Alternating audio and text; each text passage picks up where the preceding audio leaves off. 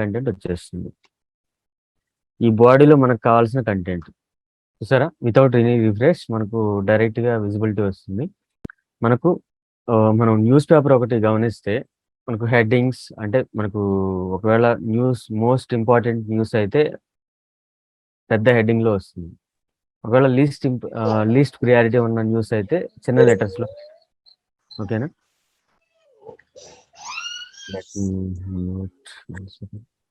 ఇక్కడ మీరు గమనిస్తే న్యూస్ పేపర్ అనేది అంటే ఈ పేజ్కి టైటిల్ అనుకుంటే అది హైయెస్ట్ ప్రియారిటీ ఉండాలి కాబట్టి H1 అనేది యూస్ చేస్తారు. ఒకవేళ ఇక్కడ కింద చూసుకుంటే మనకు లెటర్స్ వచ్చేసరికి బాగా చిన్నగా ఉన్నాయి.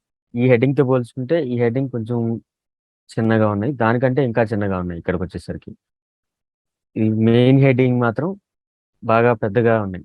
అయితే మనకు డిఫాల్ట్గా ఒక సైజులో ఉంటుంది. ఇందులో నా పేజ్లో చూసుకుంటే ఈ H1 అనేది హైయెస్ట్ ప్రియారిటీ ఉన్న హెడ్డింగ్ అనమాట, ఇంపార్టెంట్ హెడ్డింగ్. తర్వాత మనకు మిగతా హెడ్డింగ్స్ మనకు నంబర్ పెరిగే కొద్దీ అవి చిన్నదవుతూ వస్తుంది. ఓకేనా, హెడ్డింగ్ 2 ఇలాగా మనకు హెడ్డింగ్స్ వచ్చేసరికి H1 to H6 వరకు ఉంటాయి. ఇలాగ మనకు H1 to H6 వరకు ఈ హెడ్డింగ్స్ అనేటివి ఉంటాయి. ఇందులో మనకు ఇక్కడ మనం గమనిస్తే HTML అనే రూట్ ఎలిమెంట్లో మనకు sub elements head and body. ఈ బాడీలోకి వచ్చేసరికి మళ్ళీ ఇంకొక సబ్ ఎలిమెంట్ వచ్చేసరికి H1 to H6. ఇక్కడ హెడ్లో వచ్చేసరికి టైటిల్ అండ్ ప్రజెంట్ టైటిల్ ఒకటే చెప్పుకున్నాం. ఇందులో మనకు దీన్ని ఏమంటారంటే నెస్టెడ్ ఎలిమెంట్స్ అంటారు.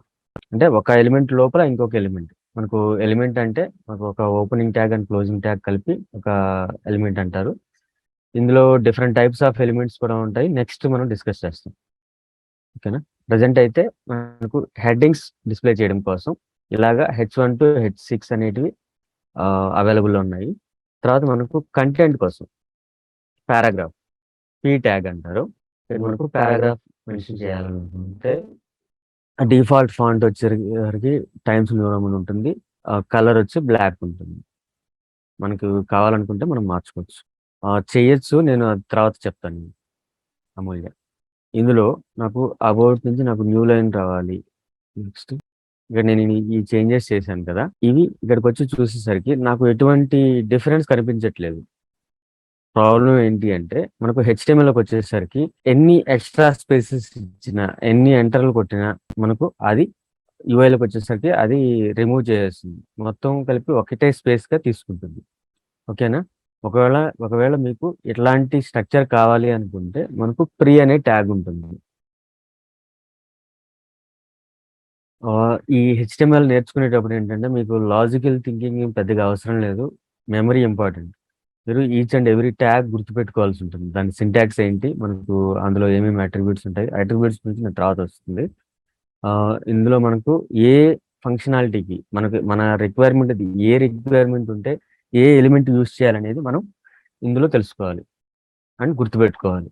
ఓకేనా, ఇక్కడ మీరు చూసుకుంటే మనకు H1 to H6 headings display చేయడానికి H1 అనే ట్యాగ్, హెడ్డింగ్ అనే ట్యాగ్ మనకు సింటాక్స్ వచ్చేసరికి H1.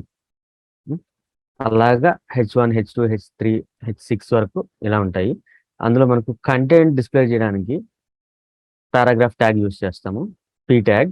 అండ్ మనకు ఏ ఎక్స్ట్రా స్పేస్ ఇచ్చినా అది మొత్తం తీసేసి ఒక సింగిల్ స్పేస్గా కన్సిడర్ చేస్తుంది. కాబట్టి ఒకవేళ మనం అనుకున్న స్ట్రక్చర్ యాజ్ ఇట్ ఈస్గా రావాలి, మనం ఇచ్చిన స్పేసెస్ ఎంటర్స్ ఇట్లాంటివన్నీ యాజ్ ఇట్ ఈస్గా రావాలి అనుకుంటే మనకు ఇక్కడ